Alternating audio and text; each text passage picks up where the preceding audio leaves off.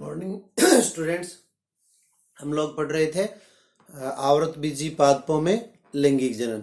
आवर्त बीजी पादपों में लैंगिक जनन के अंतर्गत अपन ने निषेचन भी पढ़ लिया था। 3 भागों में इसको विभाजित करते हैं, निषेचन पूर्व, निषेचन और निषेचन पश्चात। इनमें से अपन ने निषेचन पूर्व के अंतर्गत युग्मक निर्माण और युग्मक स्थानांतरण, और उसके पश्चात निषेचन आवर्त बीजी पादपों में आप लोगों को बताया कि 2 प्रकार का निषेचन पाया जाता है। एक नर केंद्रक और अंड केंद्रक के संलयन से युग्मनज का निर्माण होता है, और दूसरा द्वितीयक कोशिका और एक नर केंद्रक के संलयन से भ्रूणपोष का निर्माण होता है। भ्रूणपोष अपन ने पढ़ लिया था। भ्रूणपोष 3 प्रकार का, कोशिकीय, माध्यमिक और केंद्रकीय। इसके पश्चात अपना आता है भ्रूण। तो भ्रूण जो है वो भ्रूण कोश के बीजांड द्वारीय सिरे पर विकसित होता है।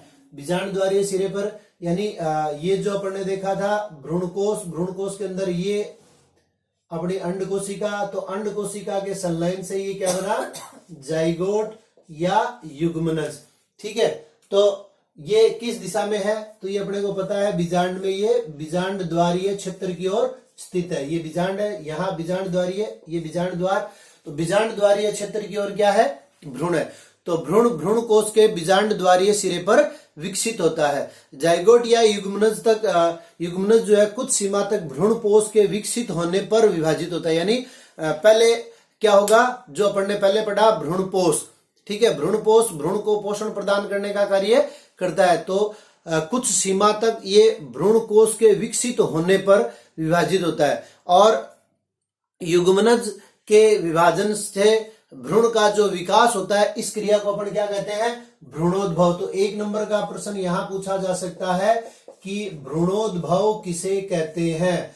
तो युग्मनज से अपन क्या कह देंगे, ये बना युग्मनज या जाइगोट। युग्मनज से भ्रूण का जो विकास है, युग्मनज से भ्रूण का विकास, युग्मनज से भ्रूण का विकास क्या कहलाता है, भ्रूणोद्भव। भ्रूण विकास की प्रारंभिक अवस्था एक बीजपत्री एवं द्विबीजपत्री दोनों में समान होती है। कैसे, तो देखिए क्या बनता है, ये जो भ्रूण बनता है इसकी पूरी प्रक्रिया क्या है, पहले युग्मनज से क्या बनेगा, युग्मनज जो है यहां से अपन देख लेते हैं, सीधा इसको बाहर निकाल लेते हैं, ये क्या बन गया अपने पास, युग्मनज। अब युग्मनज क्या करेगा, विभाजन करके 2 कोशिकाओं का निर्माण करेगा। 2 कोशिकाओं में से एक कोशिका अपनी क्या कहलाएगी, आधारीय कोशिका, और दूसरी कोशिका क्या कहलाएगी, शीर्षस्थ कोशिका। आधारीय कोशिका और शीर्षस्थ कोशिका। पहले भ्रूण 1 कोशिका की अवस्था से 2 कोशिका की अवस्था, तो यहां अपन कह देते हैं कि ये क्या बनेगा, प्राक भ्रूण बनेगा। ठीक है, प्राक भ्रूण, और प्राक भ्रूण से फिर भ्रूण जो है वो क्या हो जाएगा, गोलाकार अवस्था में परिवर्तित हो जाएगा। गोलाकार अवस्था से ये क्या हो जाएगा, हृदयाकार अवस्था का निर्माण करेगा, और हृदयाकार अवस्था से ये क्या करेगा, परिपक्व भ्रूण का निर्माण करेगा। तो ये बन गया अपना परिपक्व भ्रूण। तो ये स्टेजेस है। तो यहां युग्मनज से प्राक भ्रूण तक अगर अपन बात करें, द्विबीजपत्री में मैंने आपको पहले भी बताया था, इसका अध्ययन किया गया था हेनस्टीन के द्वारा। कौन से पादप में, कैप्सेला बर्सा पेस्टोरिस। और इधर अपन लिख दें 1 बीजपत्री। ठीक है, तो द्विबीजपत्री और 1 बीजपत्री प्राक भ्रूण बनने तक की जो अवस्था है वो दोनों में क्या है, समान है। प्राक भ्रूण बनने तक दोनों में क्या है, समान है। उसके पश्चात यहां क्या होगा कि जो भ्रूणीय अक्ष होगा द्विबीजपत्री पादपों में, ये भ्रूणीय अक्ष क्या करेगा, 2 प्रकार की प्रोटीन का निर्माण करेगा। ठीक है, 2 प्रकार की प्रोटीन का निर्माण करेगा, और इन दोनों को क्या कहेंगे अपन, बीजपत्र और बीजपत्र। यानी द्विबीजपत्री पादपों में क्या होगा, 2 बीजपत्रों का निर्माण होगा। 2 बीजपत्रों का निर्माण होगा, और बीजपत्रों को घेरने वाली जो प्रोटीन है उसको क्या कहेंगे, एपिकोटाइल और हाइपोकोटाइल। तो यहां हिंदी में कह देते हैं अपन बीजपत्रोपरिक। बीजपत्रोपरिक यानी बीजपत्र को घेरने वाली संरचना क्या कहलाती है, बीजपत्रोपरिक। और ये बीजपत्रोपरिक ऊपर वाली जो है एपिकोटाइल, वो किस में समाप्त होगी, वो समाप्त होगी प्रांकुर चोल में। ठीक है, बीज पत्र परिक परांकुर चोल में जो कि परांकुर को घेरे हुए रहती है, जबकि नीचे वाली जो बीज पत्रोपरिक है, बीज पत्रोपरिक, यहाँ दोनों के नाम क्या है, अलग अलग है। इसको क्या कहेंगे, एपिकोटाइल, और ये क्या कहलाएगी अपनी, हाइपोकोटाइल, हाइपोकोटाइल। और ये किस में समाप्त होगी, ये समाप्त होगी मूलांकुर चोल में। और आप लोगों को पता है कि परांकुर क्या करता है, तने का निर्माण करता है, जबकि मूलांकुर जो है वो मूल का निर्माण करता है। और साथ ही साथ इस मूलांकुर चोल में एक अतिरिक्त आवरण मूलांकुर चोल के बाहर और बन जाता है। कब, बीज के विकास के दौरान, जब बीज विकास करके नए पादप का निर्माण करता है, तो इसका अगला सिरा जो है वो किस में रूपांतरित हो जाएगा, मूल गोप में, रूट कैप में। और जो जलीय पादप होते हैं उनमें आप लोग जानते हैं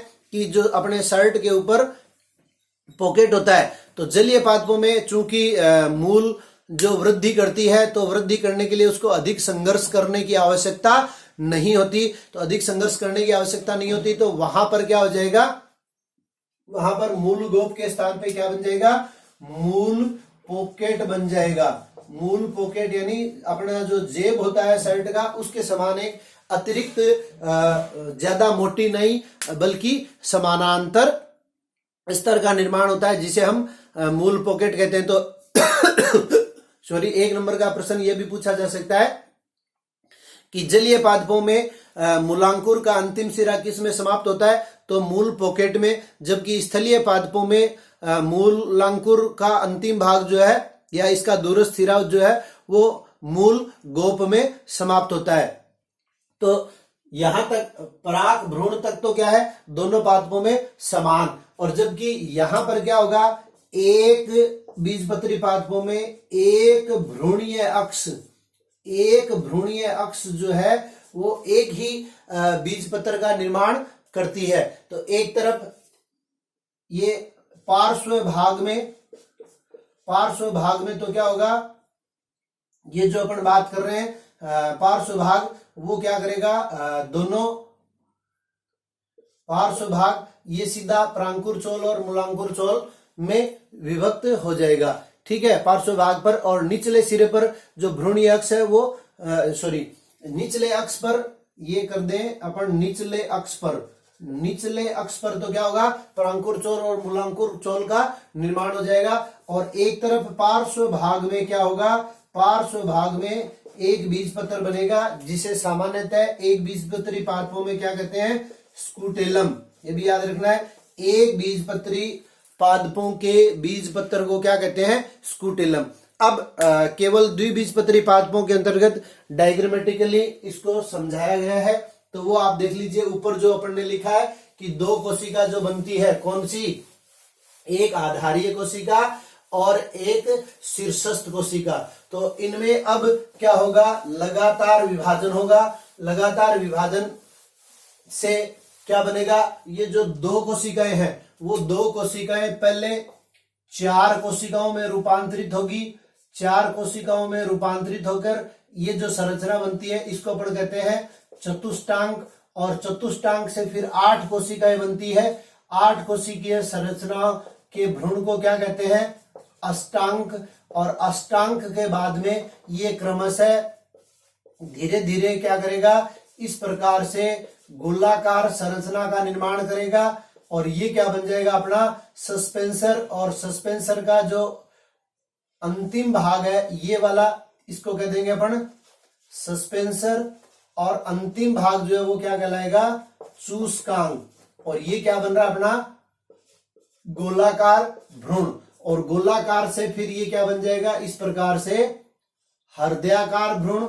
और हृदयाकार भ्रूण से फिर एक परिपक्व भ्रूण का निर्माण होगा। परिपक्व भ्रूण के निर्माण के दौरान 2 बीजपत्रों का निर्माण हो जाएगा, जिसे हम इस प्रकार से प्रदर्शित कर देंगे। ये क्या बन गए, 2 बीजपत्र। ये यहां इस प्रकार से ये प्रोटीन का निर्माण होता है। ये प्रोटीन क्या करेगी, प्रांकुर चोल का निर्माण करेगी, और इसके अंदर ये प्रांकुर, और ये क्या करेगी, मूलांकुर चोल का निर्माण करेगी। और मूलांकुर चोल जो है वो मूलांकुर को ढके हुए रहता है, और बीज की वृद्धि के दौरान मूलांकुर भाग जो है वो मूल का निर्माण करता है, जबकि प्रांकुर भाग जो है वो तने का निर्माण करता है। तो इस प्रकार से अपन ने भ्रूण के विकास का अध्ययन किया।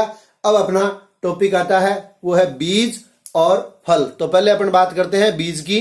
देखिए, जैसे ही निषेचन की क्रिया होती है, निषेचन की क्रिया होते ही क्या हुआ, अंड कोशिका जो है वो रूपांतरित होगी किसमें, युग्मनज में, और युग्मनज ने विकास करके क्या कर लिया, भ्रूण का निर्माण कर लिया। इसी प्रकार जो पहले अपन ने पढ़ा था भ्रूणपोष, तो द्वितीय कोशिका जो है, द्वितीय कोशिका PEN का निर्माण करती है, यानी प्राइमरी एंडोस्पर्म न्यूक्लियस, और प्राइमरी एंडोस्पर्म न्यूक्लियस से क्या होगा, भ्रूणपोष का निर्माण होगा। और भ्रूणपोष के निर्माण होने के पश्चात ही क्या होता है, भ्रूण का निर्माण होता है। उसके पश्चात जो अंडाशय के अंदर बीजांड है, वो बीजांड क्या करेगा, बीज का निर्माण कर लेगा, और अंडाशय जो है वो किसका निर्माण कर लेगा, फल का निर्माण कर लेगा। अंडाशय की जो भित्ति है वो फल भित्ति का निर्माण कर लेती है, जिसे पेरिकार्प कहते हैं। तो बीज की परिभाषा क्या होगी, बीज के लिए अपन कहेंगे, बीज क्या है, परिपक्व बीजांड को बीज कहते हैं। और परिपक्व का मतलब क्या होता है, निषेचन के पश्चात। दूसरा बीज की परिभाषा देना चाहे तो अपन ये कह सकते हैं,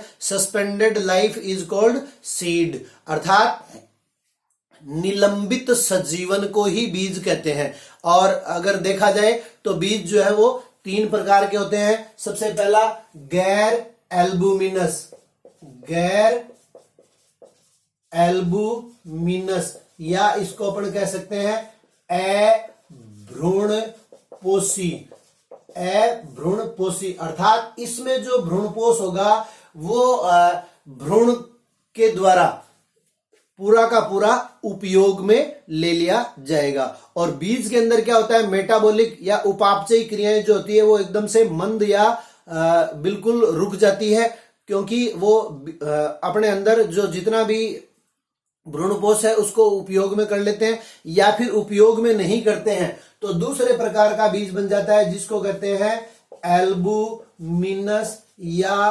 भ्रूणपोषी, यानी इसमें भ्रूणपोष की कुछ मात्रा जो है वो शेष रहती है। ठीक है, जिससे भ्रूण पोषण प्राप्त करता है, और जब अनुकूल पर्यावरणीय परिस्थितियां बीज को मिलती है तब ये क्या करता है, नए पादप का निर्माण करता है। अर्थात यहां हम कह सकते हैं कि भ्रूणपोष जो है वो भ्रूणपोष शेष रहता है, और भ्रूणपोष शेष रहता है, और अभ्रूणपोषी यानी भ्रूणपोष जो है वो भ्रूणपोष शेष नहीं रहता, भ्रूणपोष शेष नहीं रहता है।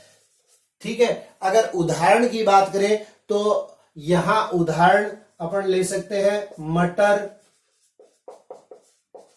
मूंगफली। मटर और मूंगफली में किस प्रकार के बीज पाए जाते हैं, गैर एल्बुमिनस या अभ्रूणपोषी। और एल्बुमिनस की अगर बात करें, गेहूं, मक्का, बाजरा, सूरजमुखी, इनके अंतर्गत एल्बुमिनस प्रकार का बीज पाया जाता है। गेहूं, मक्का, बाजरा, इनके अंदर अभ्रूणपोषी। इन दोनों के डायग्राम आपको मैं बना के अभी बताता हूं। तीसरे प्रकार का जो अपना बीज होता है उसको कहते हैं परिभ्रूणपोषी। परिभ्रूणपोषी, देखिए निषेचन की जो क्रिया होती है इसके अंतर्गत मैंने आपको बताया कि निषेचन के बाद में अंड कोशिका जो है वो तो किसका निर्माण कर लेती है, भ्रूण का, और जो द्वितीय कोशिका है वो किसका निर्माण कर लेती है, भ्रूणपोष का। उसके बाद में अपने पास भ्रूण कोश के अंतर्गत 3 तो बचती है, निभागीय कोशिकाएं या एंटीपोडल सेल्स, ठीक है, और 2 बचती है सिनर्जिड। इनमें से एक सिनर्जिड कोशिका पराग नलिका की वृद्धि के दौरान नष्ट हो जाती है, और उसका जो तंतुवत समुच्चय है वो तंतुवत समुच्चय क्या करता है, पराग नलिका का दिशा निर्देशन करता है। और उसके बाद में अन्य जो कोशिकाएं हैं वो धीरे धीरे क्या हो जाएंगी, सीधे नष्ट हो जाएंगी या डीजनरेट होकर और फल का ही निर्माण कर लेगी। तो अंडाशय जो है वो निषेचन के बाद में फल में परिवर्तित हो जाता है, और बीजांड जो है वो बीज में परिवर्तित हो जाता है। और अन्य भाग जो है उसी का एक पोषक तत्व का निर्माण कर लेता है। लेकिन कुछ बीजों में जैसे कि काली मिर्च व चुकंदर, तो यहां आपको नाम याद रखना है। परिभ्रूणपोषी का उदाहरण, दो ही उदाहरण है अपने पास, काली मिर्च और चुकंदर। इनके अंतर्गत क्या होता है कि जो आपने बीजांड काय का भाग देखा था, बीजांड काय कौन सा है, ये वाला जो भाग है अध्यावरण और भ्रूणपोष के चारों ओर जो बीजांड काय है, जिसमें अपन ने पढ़ा था गुरु बीजाणु जनन, यानी बीजांड काय की कोई एक कोशिका क्या करती है, अपने आसपास स्थित कोशिकाओं से पोषण प्राप्त करके आकार में बड़ी हो जाती है, और आकार में बड़ी होकर वो क्या करती है, MMC यानी गुरु बीजाणु मात्र कोशिका की भांति व्यवहार करती है। तो यही बीजांड काय का भाग जो है वो परिभ्रूणपोषी बीजों के अंदर शेष रह जाता है। तो भ्रूणपोष के साथ बीजांड काय का भाग भी शेष रह जाता है। इस प्रकार के बीजों को क्या कहते हैं, परिभ्रूणपोषी, अर्थात 3 प्रकार के अपने पास क्या बन जाते हैं, बीज बन जाते हैं। ठीक है, तो ये हो गए बीज। अगर संरचना की बात करें तो जो द्विबीजपत्री बीज है या एल्बुमिनस है या भ्रूणपोषी है, तो उसके अंदर इस प्रकार से ये भ्रूणीय अक्ष है और इस भ्रूणीय अक्ष के चारों ओर ये दोनों क्या है अपने बीज पत्तर। तो ये हो गया द्विबीजपत्री बीज या भ्रूणपोषी, ये दो तो बन गए बीज पत्तर, और ये क्या बन गया, ये बन गया भ्रूणीय अक्ष। और इसी प्रकार अगर हम एक बीजपत्री बीज की संरचना देखें तो एक बीजपत्री बीज के अंतर्गत क्या होगा, एक ही प्रकार का बीज पत्र पाया जाएगा। तो इसको भी आप डायग्रामेटिकली समझ लें, एक बीजपत्री बीज में क्या होगा, केवल एक बीज पत्र पाया जाएगा, और इसकी जो संरचना है वो लगभग इस प्रकार की होती है। और यहां ये जो संरचना है वो बीज के भाग के भ्रूणीय अक्ष को और बीज को अलग अलग करती है। तो इसे हम क्या कहते हैं, भ्रूणपोषी। तो ये वाला भाग जो है वो क्या है, भ्रूणपोष है, और ये जो परत है इस परत को कहते हैं एल्यूरोन परत, एल्यूरोन परत। और यहां पर ये वाला जो भाग है वो तो क्या हो गया, भ्रूणीय अक्ष का ऊपर का भाग प्रांकुर चोल, और इसको अपन क्या कह देते हैं, प्रांकुर, और ये क्या हो जाएगा अपना मूलांकुर। और मूलांकुर को घेरने वाली बीज पत्रों पर एक संरचना क्या हो जाएगी, मूलांकुर चोल। और इस प्रकार यहां ये क्या है, एक ही बीज पत्र है, ये एक बीज पत्र, इस बीज पत्र को कहते हैं स्कूटेलम, स्कूटेलम। तो इस प्रकार से ये अपने दो बीज हो गए। ये वाला बीज क्या है, एक बीजपत्री बीज, ये क्या है, द्विबीजपत्री बीज या गैर एल्बुमिनस या अभ्रूणपोषी, ये क्या है, भ्रूणपोषी। ठीक है, उसके बाद में अपना टॉपिक आता है प्रसुप्ति, प्रसुप्ति या डोरमेंसी, छोटा सा टॉपिक है। बीज आप लोगों ने पिछले साल एक उदाहरण पढ़ा था, तो याद कीजिए, जो मैंग्रोव वनस्पति होती है या दलदलीय इलाकों में जो वनस्पति उगती है, उन दलदलीय इलाकों में क्या होता है, बीज जो है वो फलों के अंदर ही अंकुरित होना प्रारंभ कर देते हैं, क्योंकि नीचे जमीन पर दलदल है और दलदल में ऑक्सीजन बहुत कम मात्रा में उपलब्ध होती है, और बीजों को वृद्धि करने के लिए पर्याप्त मात्रा में ऑक्सीजन की आवश्यकता होती है। तो वहां पर ऑक्सीजन की कमी होती है, इसलिए बीज जो है वो फलों में ही अंकुरित होना प्रारंभ कर देते हैं। तो इस प्रकार के बीजों को क्या कहते हैं, सजीव प्रजक। जबकि अन्य जितने भी बीज होते हैं उन सब बीजों को अंकुरित होने के लिए कुछ समयावधि की आवश्यकता होती है, यानी बीज बनने के पश्चात दोबारा सजीवता की जो क्रिया, चूंकि बीज को अपन ने क्या कहा, निलंबित सजीवन, यानी जब तक सजीवन की क्रिया प्रारंभ नहीं होती तब तक वो क्या रहता है, निलंबित अवस्था में रहता है, सस्पेंड रहता है, अभी उसने अंकुरण प्रारंभ नहीं किया है, तो वो क्या कहलाता है, बीज। तो कहने का तात्पर्य क्या है कि बीज के अंदर जो भ्रूण होता है, उस भ्रूण की जो निष्क्रिय भ्रूण जो है वो निष्क्रिय दशा में प्रवेश करता है। पहले क्या किया, युग्मनज बना, और युग्मनज से अपन ने अभी अभी पढ़ा कि जो भ्रूण है, युग्मनज से भ्रूण का निर्माण होता है। युग्मनज क्या करता है, युग्मनज विभाजन करके एक कोशिका से दो कोशिका, दो कोशिका से चार कोशिका, चार कोशिका से 8 कोशिका और 8 कोशिका से फिर असंख्य मात्रा में कोशिका का निर्माण करता है, जिससे भ्रूण गोलाकार, हृदयाकार और अनियमिताकार होता है। ठीक है, तब तक क्या है, भ्रूण सक्रिय है। और जैसे ही भ्रूण का विकास पूर्ण हो जाता है, भ्रूण जो है वो परिपक्व हो जाता है, उसके बाद में वो क्या होता है, कुछ समय के लिए, जब तक कि उसको अनुकूल पर्यावरणीय परिस्थितियां नहीं मिले, जब तक कि उसको अनुकूल पर्यावरणीय परिस्थितियां नहीं मिले, बीज क्या करता है, निष्क्रिय अवस्था में चला जाता है। या यूं कह दें कि बीज का जो भ्रूण है, क्योंकि जो अध्यावरण है, जैसे कि अभी अपन ने बात की कि बीजांड, ठीक है, दोबारा से देख लीजिए एक बार, ये अपना था भ्रूणकोश और भ्रूणकोश के बाहर ये अध्यावरण और ये अध्यावरण और ये पूरा का पूरा संरचना क्या बन गया, बीजांड। ये बीजांड किस में परिवर्तित हो जाता है, बीज में। और इसके चारों तरफ जो संरचना है कौन सी है, अंडाशय। अंडाशय किस में परिवर्तित हो जाता है, फल में। ठीक है, तो अब ये जो बीजांड है, इसकी जो अध्यावरण है, जो कि भ्रूण कोश का एक सुरक्षात्मक आवरण था, वो अध्यावरण क्या करेगी, वो बीजावरण में परिवर्तित हो जाएगी। या यूं कहते हैं कि अध्यावरण फर्स्ट और अध्यावरण सेकंड क्रमशः क्या करती है, टेस्टा और टेगमन, ये क्या है, दो बीजावरण है। सीड कोट, बीजावरण को अपन क्या कर लेते हैं, दो भागों में विभाजित कर देते हैं। एक टेस्टा, हिंदी में भी इसको टेस्टा कहते हैं और इंग्लिश में इसको कहते हैं टेगमन। ठीक है, सीड कोट को अपन कहते हैं बीजावरण। तो बीजावरण जो है वो दो भागों में विभाजित हो जाता है, क्योंकि अध्यावरण दो थी। और सामान्यतः आवर्तबीजी पादपों में द्विअध्यावरणीय अवस्था पाई जाती है। तो द्विअध्यावरणीय अवस्था के अनुसार दो प्रकार के अध्यावरण बन गए, टेस्टा और टेगमन, जिसको अब निषेचन के पश्चात अपन क्या कर देंगे, बीजावरण।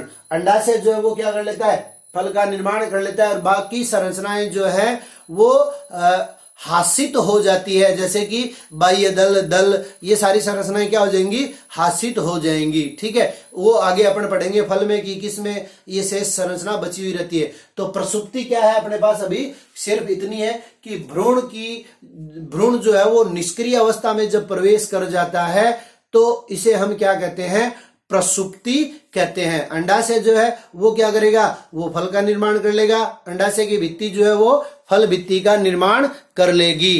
तो प्रसुप्ति अवस्था की अगर बात करें तो भ्रूण की जो निष्क्रिय अवस्था होती है उसको अपन क्या कहते हैं, प्रसुप्ति। और आप लोगों ने भी देखा होगा कि जो फसलीय पादप होते हैं उनके बीज किसान जो है वो सुरक्षित रख लेते हैं अगले साल उनको अंकुरित करवाने के लिए और दूसरा खाने के काम में लेने के लिए। ठीक है, तो अलग अलग बीजों में प्रसुप्ति अवस्था जो है उसका समय भी क्या है, अलग अलग है। दो अपनी पुस्तक में उदाहरण दिए हुए हैं, तो वो उदाहरण आपको याद रखने हैं, उनके ऊपर एक एक नंबर का प्रश्न पूछा जा सकता है। अर्थात बीजों की जो प्रसुप्ति अवस्था है वो अलग अलग पादपों में उनकी प्रसुप्ति अवस्था अलग अलग होती है। जैसा कि मैंने आपको बताया कि मैंग्रोव वनस्पति के अंदर सजीव प्रजकता पाई जाती है, अर्थात बीज बनने के तुरंत पश्चात ही वो क्या कर देते हैं, अंकुरण की क्रिया प्रारंभ कर देते हैं, अर्थात उनमें प्रसुप्ति की अवस्था नहीं पाई जाती। जबकि आप लोगों को ध्यान में होगा, आप लोगों ने चने खूब खाए होंगे, रात को भिगोकर जब हम चने खाते हैं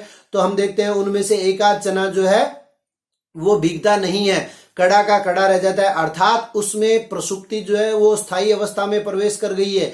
और उस प्रसुप्ति को दूर करने के लिए उसे रसायनों के द्वारा उपचारित करवा सकते हैं, उन्हें भौतिक रूप से जो कड़ी सतह होती है उसके ऊपर रगड़ कर फिर इनको अपन भिगो सकते हैं, या फिर किसी निडल की सहायता से उस बीज में छेद करके और बीजांड द्वारीय क्षेत्र की ओर या भ्रूण तक जल के प्रवेश को सुगम बनाते हैं। तो इस प्रकार से इनकी प्रसुप्ति को दूर किया जा सकता है। तो कोई भी बीज कितने लंबे समय तक प्रसुप्त अवस्था में रह सकता है, इसके दो उदाहरण अपने दिए हुए हैं। ल्यूपाइन ल्यूपिनस आर्क्टिस, ये नाम याद रखना, आपको पूछा जा सकता है। ल्यूपाइन ल्यूपिनस आर्क्टिस में 10,000 वर्षों तक की प्रसुप्ति अवस्था पाई जाती है, अर्थात ये 10,000 वर्षों के पश्चात भी अंकुरित हो गया था जब इसको एक बीज प्राप्त किया गया पुरातत्वविदों के द्वारा। और इस बीज का जब इसकी उम्र की आकलन की गई तो ये 10,000 वर्ष का पाया गया था, और उसके पश्चात जब इसको अंकुरित करवाया गया तब ये अंकुरित हो गया। अर्थात हम कह सकते हैं कि ल्यूपाइन ल्यूपिनस आर्क्टिस में प्रसुप्ति अवस्था जो है वो 10,000 वर्षों तक की पाई जाती है। जबकि खजूर की एक किस्म है फाइनिक्स डेक्टिलीफेरा, फाइनिक्स डेक्टिलीफेरा में 2000 वर्षों की निष्क्रिय अवस्था पाई जाती है। किसकी? भ्रूण की। या योग है कि इनके अंदर प्रसुप्ति काल जो है वो 2000 वर्ष का होता है। उसके बाद में अपन बात करें कि पादप या आवर्तबीजी पादप जो है वो बीज का निर्माण क्यों करता है, तो ये एक 2 नंबर का प्रश्न आ सकता है।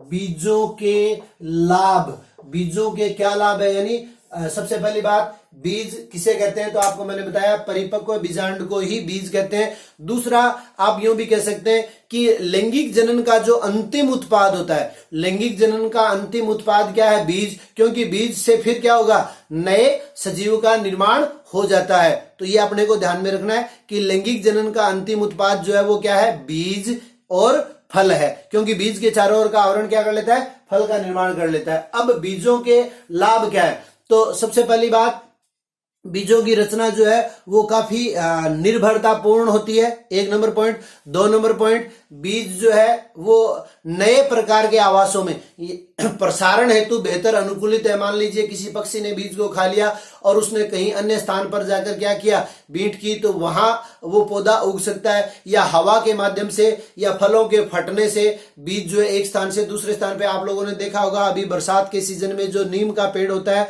उस नीम के पेड़ के आसपास उसके नीचे बहुत सारे नीम के पौधे उग जाते हैं। अर्थात क्या हुआ? फलों के पकने से या उनके टूटने से बीज जो है जमीन के संपर्क में आए, और संपर्क में आने के पश्चात जब उनको अनुकूल पर्यावरणीय परिस्थितियां मिली, बेहतर अनुकूलन उनको मिला, तो उन्होंने क्या कर दिया? सजीवता की क्रिया को प्रारंभ कर दिया। अर्थात नए प्रवासों में प्रसारण हेतु बेहतर अनुकूलन है क्या? बीज। तीसरा, आरक्षित आहार भंडार होते हैं।